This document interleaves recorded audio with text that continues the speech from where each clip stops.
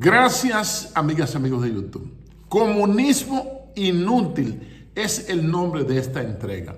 Un análisis comparativo de cuál ha sido el papel histórico de los comunistas y del comunismo como sistema político en el mundo.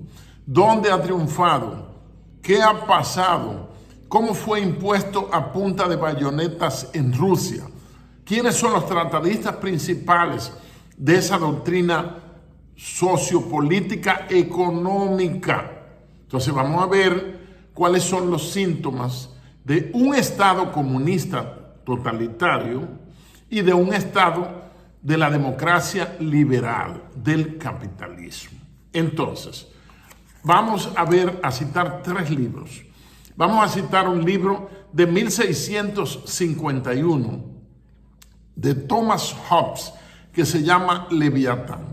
Leviatán lo cita la Biblia, tengo entendido que en el libro de Salmos y también en uno de los libros más antiguos de la Biblia, tan antiguo como el Pentateuco, como el Génesis, que es el libro del profeta, del patriarca Job. Menciona Leviatán, un monstruo marino que dominaba todos los mares, dominaba todas las aguas, con su tamaño y su fuerza subyugaba a los demás. Entonces, Thomas Hobbes publicó un libro llamado Leviatán en 1651. ¿Qué presenta él? Al Estado, esa organización política, esa supraorganización que esclaviza a los pueblos, que esclaviza a los seres humanos, que impone impuestos, por eso se llama impuestos, que decide sobre la vida de las personas, que controla la vida de las personas, y ese control estatal ha aumentado más luego de que hemos salido de la modernidad y estamos en la posmodernidad, en la vida contemporánea o la transmodernidad, como dice don Enrique Dussel. Entonces el Estado domina tanto en la sociedad comunista, en el sistema político comunista, pero también domina en la democracia liberal, no nos llamemos a engaño. Entonces, ¿cuáles son las características de un Estado comunista socialista? Bueno, está la ideología.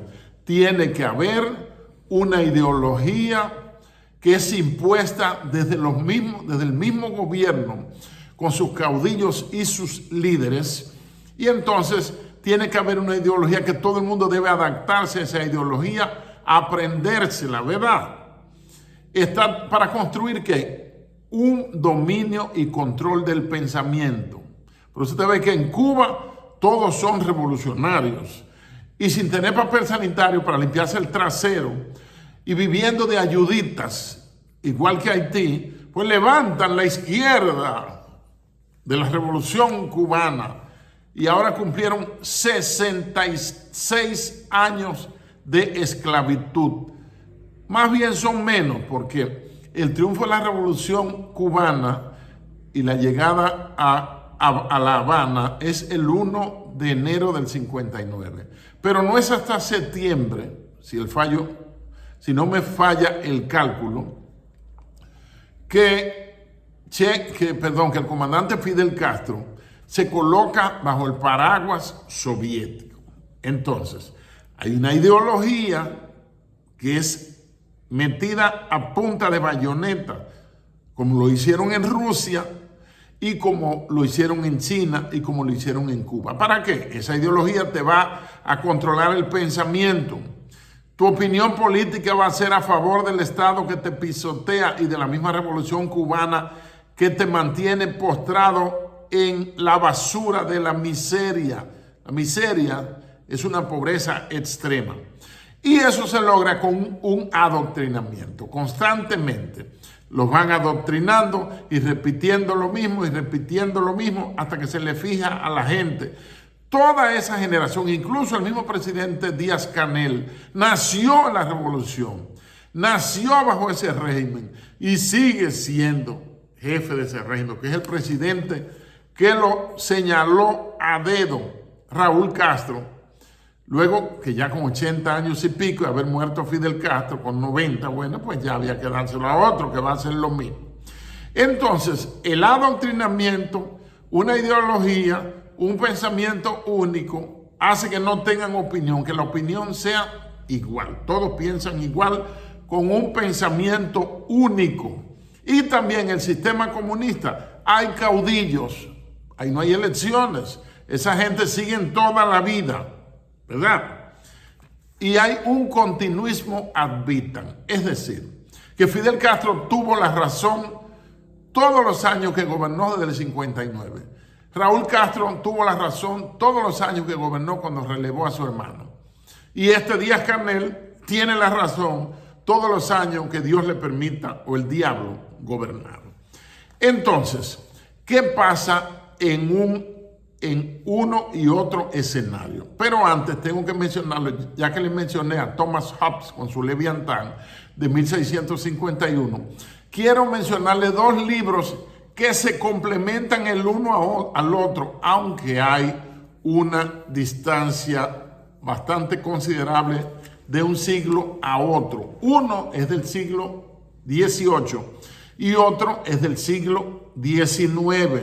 Nunca se conocieron, pero la antítesis de uno hace que el otro se haga más comprensible. Los dos libros son La riqueza de las naciones, de Adam Smith, publicado en 1776, el mismo año de la proclamación de la República Americana, de lo que se convirtió luego en los Estados Unidos de América. ¿Qué dice ese libro? Cómo los países se hacen ricos, pero vamos al entorno histórico. ¿Cuál era el cuadro histórico?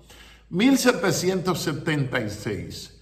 No había comenzado el maquinismo, la llamada revolución industrial, donde las máquinas agrupadas en factorías, en empresas, comenzaron a producir artículos en serie para el consumo. Mientras el artesano tenía que ponerse pedacito por pedacito, pues las máquinas comenzaron a coser pantalones más rápido, camisas más rápido, a construir piezas más rápido, y se comenzó una especie de primera ola de la globalización.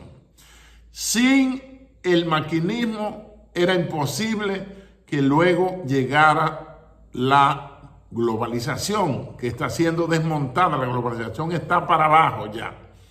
Pero sin que llegara la internet para las compras internacionales por internet, y también la cadena no solo de producción tecnológica y robótica, sino también las comunicaciones marítimas. La carga marítima sigue siendo la que más se usa, pues no hubiera sido posible establecer mercados globales. Entonces, lo que dijo Adam Smith fue de cómo puede un país o cómo los países, cómo se hacen ricas las naciones. Pero no había, repito, reitero, esa facilidad, esa amplitud productiva, extensiva e intensiva que trajo la revolución industrial que comenzó en Inglaterra en la segunda mitad del siglo XVIII. Más bien 19, 1850, segunda mitad del siglo XIX. El otro libro, ese es publicado en 1776. Y El Capital o Das Kapital de Carlos Marx, fue publicado en 1867. Y de seguro el señor Marx, que habla de los proletarios, él nunca fue proletario, que habla de los obreros, él nunca fue obrero. Él fue en realidad un asistente de profesor durante unos 14 años en una universidad. Y le pagaban, lo mantenían para que pensara, para que escribiera su obra monumental El Capital. 1867. Entonces, ambos tienen que ver con economía, ambos tienen que ver con mercados, tienen que ver con finanzas. Y el dinero de la gente no es de la gente, sino que es del Estado, de ese Leviatán de que hablábamos al principio. Entonces, una sociedad comunista, no hay derechos humanos en realidad, y ellos marcan cuáles serán los deberes del ciudadano en ese estado totalitario marcado por el absolutismo. Absolutismo significa que manda uno solo. Y aunque quizás haya cámaras y congresos, eso es bulto. Entonces, también tienen un partido único, un solo partido. Y también tienen una dictadura de partido, al igual que China, que no es comunista al estilo que le estoy describiendo, sino que China, un señor llamado Deng Xiaoping, después de la muerte de Mao, dijo: una nación, dos sistemas. Es decir, vamos a seguir siendo comunistas, pero vamos a hacer una apertura, un milagro económico que ningún país, porque China no es un país solamente, China es una civilización. China es un mundo en sí misma, y el que quiera confirmarlo, busque datos, le hace Financial Times, que aunque es en inglés, es de China, y estudie un libro que se llama On China de Henry Kissinger, o vaya a China y chúpese esas 13 horas y pico que duré yo volando para allá. Entonces, tienen un partido único y tienen pensamiento único, no puede haber disensión, usted no puede llevarle la contraria al sistema, porque hay un control social interno absoluto y un estado policial al estilo del que hizo Josip Broz Tito en Yugoslavia, del que tenía toda la etapa soviética de 1919-21, después de la Primera Guerra Mundial, hasta al proceso del 1989 al 92. Entonces, ya hemos hablado de los dos padres. Adam Smith, La riqueza de las naciones, 1776, y el señor Carlos Marx, El Capital, 1867. Pero es solo Marx el padre. Fíjense que hay un documento que fue una especie de aligerar un libro intragable como El Capital, permiso.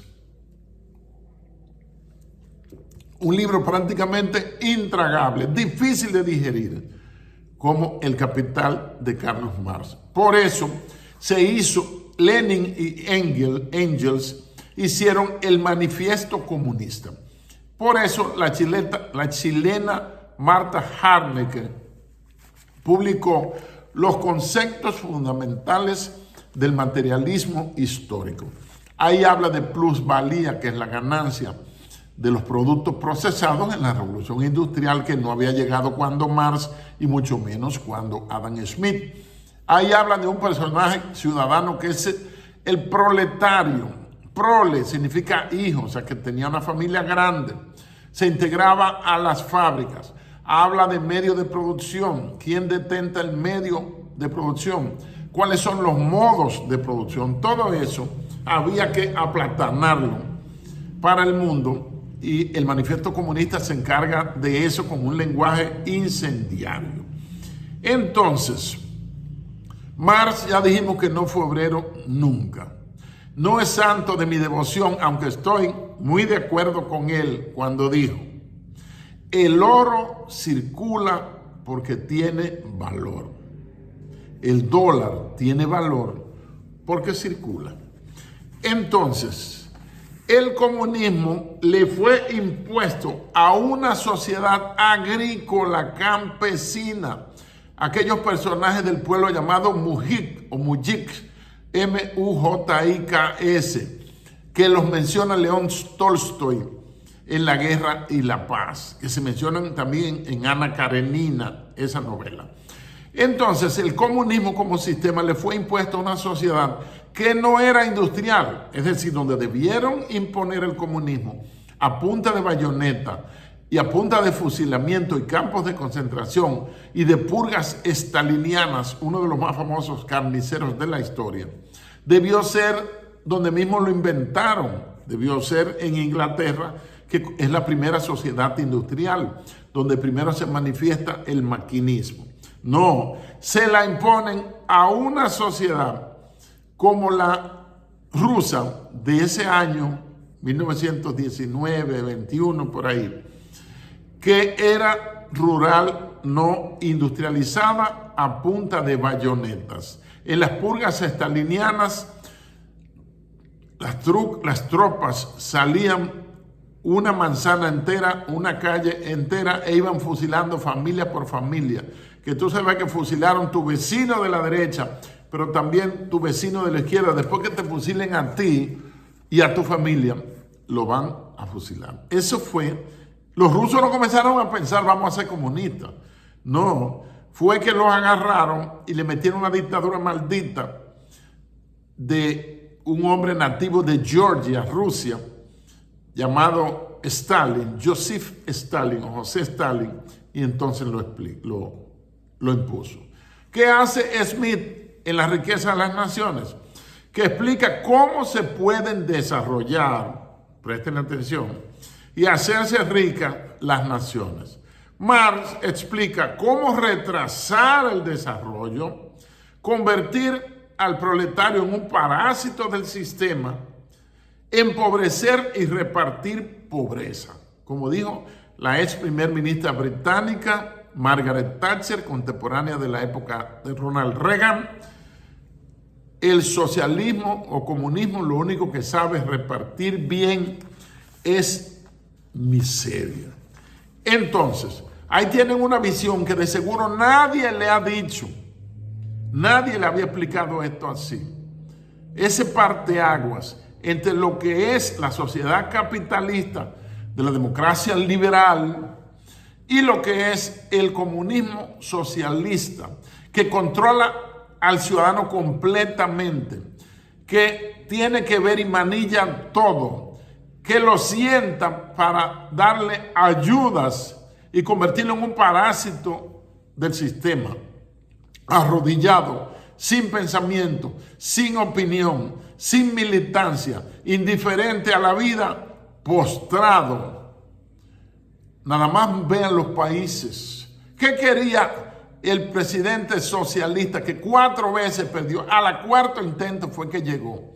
Salvador Allende Gossens, de Chile, que llega por una coalición en 1970 y gobierna hasta el 11 de septiembre de 1973, donde o cuando, por la vía militar, sin justificar los muertos, el bombardeo al Palacio de la Moneda, sin justificar nada de eso, el generalísimo o el general Augusto José Ramón Pinochet Ugarte y la Junta Militar, donde estaba por la Armada José Toribio Merino y por la Fuerza Aérea estaba el general Gustavo Leitch, salvaron a Chile. Y mire la vergüenza que tienen ahora como presidente, un zurdo inepto llamado Gabriel Boric. Muchas gracias, déjenlo ahí, véalo hasta aquí, dele me gusta aunque no le guste, si no está de acuerdo, porque nadie está obligado a estar de acuerdo conmigo, pero respóndeme con datos y con respeto nuestro hacia mí y respeto a los demás que van a leer tu comentario. Ahora, cada quien vota lo que tiene dentro. Jesucristo lo dijo, de la abundancia del corazón, es decir, de la mente, habla la boca. Cuando tú ves a una persona insultando, es porque en su interior hay insultos. Tú lo ves envidiando, es porque en su interior hay envidia. Cuando tú lo ves odiando, es porque está preñado de odio. Muchas gracias.